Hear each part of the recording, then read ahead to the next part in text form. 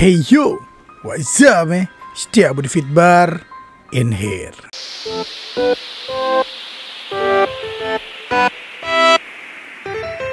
Jadi kali ini gue akan membahas 3 kerajaan ataupun kota gaib yang berada di Indonesia. Tanpa berlama-lama, dengarkan cerita ini.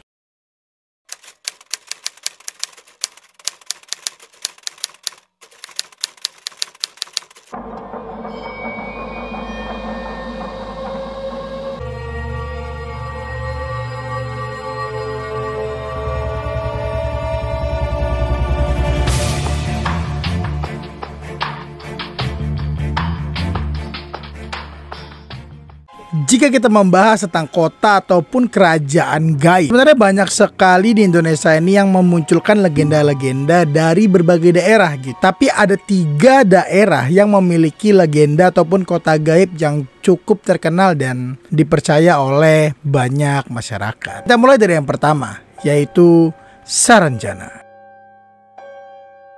Saranjana terletak di Desa Oka-Oka, Kecamatan Pulau Laut, Kabupaten Kota Baru, tepatnya di Kalimantan Selatan. Jadi masyarakat di sana tuh banyak mempercayai bahwa kota Saranjana ini tuh benar adanya. Nah, mereka itu tuh berbicara bukan tanpa bukti ataupun isu-isu gitu aja. Ada salah satu orang tetua desa, sebut saja namanya Pualeba. Dia mengaku dia tuh sering kali pergi masuk dan keluar ke kota Saranjana itu. Dimana Pualeba ini tuh menggambarkan sosok-sosok penduduk Saranjana itu sebagai pria dan wanita yang sangat cantik dan tampan, juga memiliki kekayaan yang melimpah, dan kotanya itu tuh kota maju seperti bayangan kita masa depan itu loh, dimana ada mobil-mobil terbang, gedung pencakar langit, dan yang pasti tidak ada koruptor dan DPR yang makan uang rakyat. Jadi pada peta zaman dulu yang dibuat oleh Solomon Muller, tepatnya di tahun 1845, ada sebuah daerah di peta tersebut yang menunjukkan Teluk Saranjana. Namun secara garis besar di situ tuh tertulis Teluk ya, bukan kota Saranjana. Dimana letaknya itu emang di pinggiran Pulau Kalimantan dan memang secara garis besarnya hanya sebuah teluk. Namun masyarakat di sana tuh mempercayai bahwa ada kehidupan yang memang berbeda dengan alam kita. Menurut penuturan Pualeba, di sana tuh sosoknya tuh bukan manusia dan bukan jin, melainkan keduanya gitu. Jadi kayak kawin silang gitulah antara manusia dan jin. Nah, sosok-sosok di sana tuh digambarkan tuh tidak memiliki garis tengah ini. Jadi kayak rata gitulah, dan sosoknya tuh memang baik, ramah, dan tidak pamrih dalam menolong. Dimana Pualeba itu bisa masuk ke sana tuh menggunakan mandau miliknya yang bisa dibilang sebagai tongkat komando ataupun tongkat yang bisa digunakan untuk masuk ke dimensi tersebut. Apakah kalian percaya? Tulis di kolom komentar. Yang kedua, Padang 12.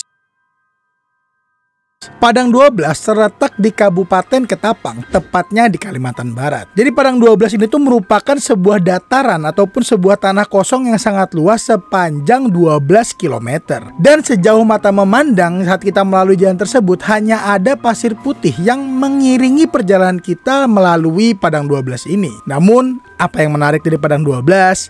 Dengarkan ini. Padang 12 terletak di Kecamatan Pandangwangan dan Pesaguan. Jadi di selama 12 km itu ada 2 kecamatan yang melintasi Padang 12 ini. Nah, menurut penduduk sekitar, Padang 12 itu merupakan sebuah kerajaan ataupun kota gaib yang dihuni oleh makhluk-makhluk setengah manusia yang memiliki kekayaan sangat berlimpah. Jika kita orang biasa melihat kawasan tersebut hanyalah dataran pasir ataupun dataran lahan kosong, orang-orang yang memiliki mata batin dan kesucian yang tinggi di dalam hatinya melihat dataran itu sebagai kota yang megah dan juga memiliki interior-interior yang sangat estetik gitu. Dimana di parkiran-parkiran rumah mereka banyak sekali mobil Ferrari, Rolls Royce, dan juga motor Harley Davidson. Kemungkinan juga kalau misalkan jin di sana kaya punya helikopter. Cuma gua nggak tahu. Nah, jika kita tuh melewati Padang 12 itu dalam keadaan kotor dan jahat gitu, dipercaya bahwa kita tuh selama melewati jalur tersebut melihat pemandangan aneh, annoying, dan juga mengerikan. Terkadang setelah keluar dari situ langsung kena mental dan juga stres. Nah, menurut pengetahuan masyarakat, Padang 12 ini dihuni oleh bangsa-bangsa jin yang disebut sebagai orang limun. Dimana mereka itu sama seperti makhluk yang berada di Saranjana tadi, tidak memiliki garis di tengah mulutnya. Namun dikatakan pula bahwa banyak orang-orang limun timun itu yang sangat baik dan sangat-sangat membantu manusia gitu. Dan gue pernah mendapatkan sebuah kisah yang dikirimkan melalui DM gue bahwa orang tua dia ataupun kakek dia dulu pernah melewati Padang 12 dan bertemu seorang bapak-bapak sedang mendorong sebuah gerobak. Nah, si kakeknya tadi tuh menolong si kakek yang bawa gerobak itu dengan menaikkan ke motornya dan membawa si orang yang mendorong gerobak ini sampai ke ujung dari Padang 12. Kemudian bapak yang ditolong ini tadi memberikan 2 buah kunyit. Terus dia berpesan bahwa setelah kamu keluar dari daerah ini, lihatlah dan ini akan menjadi berguna untuk kamu. Dan benar saja, setelah keluar dari daerah tersebut, 2 buah kunyit itu tadi berubah menjadi emas. Jadi kunyit emas itu, dan katanya si kunyit itu tuh masih ada di rumahnya hingga saat ini. Walaupun sudah banyak pembuktian dari masyarakat tentang hal tersebut, cuman itu masih menjadi hal yang misterius. Apa mungkin itu adalah Wakanda yang disembunyikan oleh hologram seperti di film Black Panther?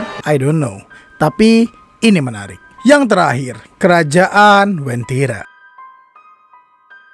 Wentira ini merupakan sebuah wilayah yang berada di hutan belantara, di mana di hutan belantara itu ada sebuah perkebunan kopi yang terletak di antara kota Palu dan Mutong di Sulawesi Tengah. Konon, menurut warga sekitar, daerah tersebut tuh bukan hanya kebun kopi biasa, tapi merupakan kota gaib yang dilapisi seluruhnya oleh emas. Dan ada pula yang mengatakan bahwa itu tuh bukan hanya kota ataupun pemukiman, itu adalah istana jin yang sangat besar dan megah. Nah, di bagian depan wilayah tersebut ada sebuah tugu yang berwarna kuning yang dipercaya oleh masyarakat bahwa itu merupakan gerbang menuju kota gaib Wentira ini. Nah, mengapa tugu itu berwarna kuning? Karena bagi masyarakat itu mempercayai bahwa kota Wentira ini memiliki warna kuning dan juga aksen emas di dalamnya, untuk membuktikan bahwa kota gaib ataupun kerajaan ini merupakan kerajaan yang kaya.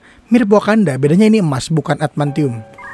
Vibranium. Dan menurut kepercayaan masyarakat sekitar, di kerajaan tersebut tuh ada seorang raja yang memiliki 7 panglima tempur yang sangat kuat, di mana panglima itu memiliki anak buah lagi tuh, yang dipercaya jika semua anak buah itu berkumpul akan bisa menutupi seluruh lautan yang berada di Indonesia.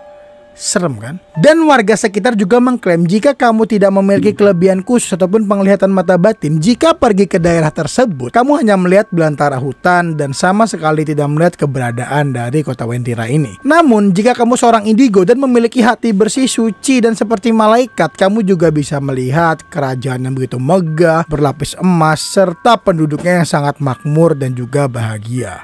Tidak seperti Wakanda. Nah, dikatakan pula jika ada orang yang berhasil masuk Wentira ini, kamu dilarang mengambil emas yang melapisi seluruh bagian kota itu, dikarenakan nyawamu akan menjadi taruhannya. Nah, untuk pergi ke Wentira ini tuh sama seperti pergi ke pantai selatan gitu. Mitos yang beredar itu seperti ini. Jika kamu ingin mengunjungi Wentira ini, dilarang menggunakan pakaian kuning ataupun pakaian beraksen emas, karena itu merupakan baju ataupun warna kebanggaan dari warga Wentira ini. Dan gua nggak tahu kenapa kalau pakai baju itu akan terjadi apa, tidak dijelaskan dan gua tidak dapat info lebih lanjut. Yang kedua, sama seperti gua bilang tadi, bahwa jangan pernah mengambil apapun termasuk emas yang berada di dalamnya. Dan yang terakhir, dilarang berbicara frontal jika sudah memasuki daerah tersebut. Kayaknya semuanya sama deh. Cuma kayak di Wentira ini lebih kaya aja gitu, karena agak matching gitu dengan emas-emas gitu, agak sombong gitu kayaknya memamerkan emasnya, tapi kan gak ada yang bisa lihat juga sih. Ya mungkin menurut gua dari keseluruhan cerita ini tuh Indonesia tuh memiliki Wakandanya sendiri gitu. Cepat atau lambat pasti akan terbongkar jika memang ada dimensi khusus ataupun kota khusus yang disembunyikan dari kemajuan teknologi ini. Teori gua seperti itu, tapi kita lihat ke depannya apakah akan terbongkar bahwa itu bukanlah kota gaib, melainkan kota berteknologi maju yang tidak akan dijamah oleh manusia biasa. Karena itu akan menjadi sebuah teori baru untuk membangun ataupun membuat bumi ini menjadi lebih baik dengan adanya energi mereka, sama seperti Wakanda. Sekian dulu, semoga bermanfaat dan semoga kalian suka. Jangan lupa subscribe Setiabudi Feedbar dan berikan komentar-komentar kalian serta like sebanyak-banyaknya supaya gue semangat untuk membuat konten-konten lagi. Dan gue akhiri, don't cry, keep smile. This is Setiabudi Feedbar and we love you.